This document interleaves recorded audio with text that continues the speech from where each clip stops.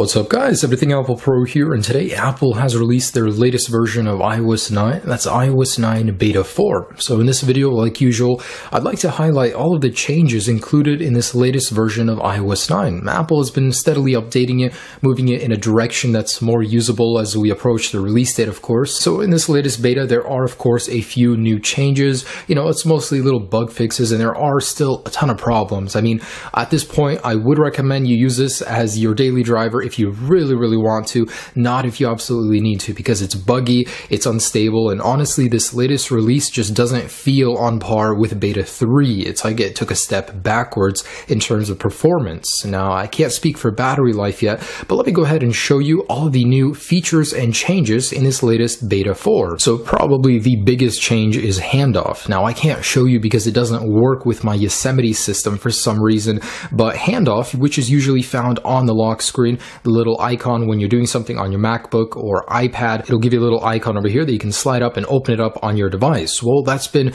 actually added to the app switcher over here. You'll now see it in the app switcher down here, and I have some pictures of it. So in the app card view, this is what you're going to see, and when you drag it up, it'll look just like this. You'll drag up to the application that you're currently using on another device. So pretty much handoff has found a new location in the app switcher. Now it's not going to be removed from the lock screen, it's just added to the app switcher as well. Now interestingly enough, I recorded the amount of storage I had before the update. I had 48.4, and after updating I had 48.5. So this gave me a 0.1 gigabyte increase in storage, which is interesting for iOS 9, but that's great. Home sharing for music, which previously disappeared, has now found its way back to iOS 9 Beta 4. So down here you can go ahead and log in and enable home sharing for music. Podcasts can now be used for picture-in-picture on iPads, the compatible iPads, iPad mini 2 and above, and iPad Air and above. So you can go ahead and play podcasts in a little tiny screen down here while doing your other things. And again, that's only for iPads. Now another cool thing,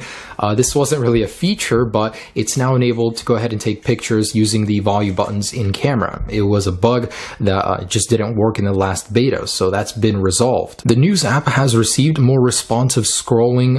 It's basically a little bit better in terms of performance, and there are some new publishers in here as well. So once this loads in just a second, I'll be able to show you, but pretty much it works a little bit better. It's just a little bit more fluid, and there are several new publishers to mention as well, so that's a good change in the News app. Now this beta 4 update is the very first one to support the iPod Touch 6th generation, so you can go ahead and install it if you really want to on your iPod Touch 6th gen. So that's the first firmware from iOS 9 to support the 6th gen iPod Touch. Also, there's a few more settings inside of settings that have changed. So previously the battery icon was squared, it's like it wasn't polished, now it's back to the rounded square. The notifications icon has changed to a red icon, so that was previously gray and now it has red on it as well. There's also a new toggle inside of the wallet in Apple Pay to go ahead and disable that double click on home screen to enable Apple Pay. So when your device is locked and usually you double tap, it'll bring up the Apple Pay settings if you have a credit card. Now you can disable that using this new setting. And lastly, if you guys have any HomeKit devices such as Philips Hue hooked up to a HomeKit, you'll be able to see that setting inside of notifications, so you can cancel out those notifications in here, customize them. So that's pretty much it guys. iOS 9 Beta 4, probably the smallest update out of all of them, but there are a few smaller changes inside of it. Performance wise, I gotta tell you, for me on my 6 Plus, it's a step backwards. I noticed there's a lot of delay, stutter in certain areas, and this is something new. If you actually look, there's a pop-up, really interesting. Of course, it is a beta. You're not supposed to be running this as your daily driver in any case, but if you guys do, beta 4 is a step backwards. Battery life, I haven't noticed yet. It's too soon to tell, but Apple has pretty much fixed it after beta 2 for me, so that wasn't an issue. So yeah, beta 4 has some welcome changes in it, but nothing too significant. Beta 3 had a little bit more inside of it. So when can we expect iOS 9? Well, iOS 9 is probably going to be released as soon as the Worldwide Developers Conference in 2015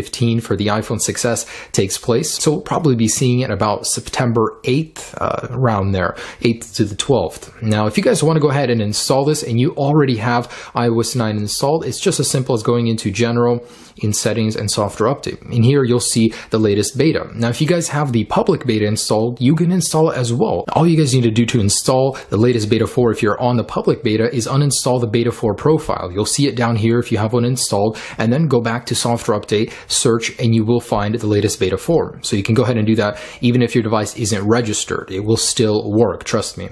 Anyways guys, so that's pretty much it. Also, if you guys want to install iOS 9 beta 4 and you don't have the previous iOS 9 installed, go ahead and click on this video right here. It will take you to the guide on how to do that. It's for beta 1, but it's pretty much the very same guide. You'll be running iOS 9 beta 4. But iOS 9 in general, I mean, it's getting better and better with every single update. We're likely to see probably about 2 to 3 more betas before the final GM. We've got about 2 months to go, so not long until then. But anyways guys, thanks for watching this video. Just wanted to share with you guys iOS 9 beta 4. It has some smaller updates, nothing too significant, but it's all going into a good place, especially performance-wise on older devices. I'm very satisfied with that. So thanks for watching this video guys. Have a great day and enjoy iOS 9 beta 4 if you've got it installed. Peace.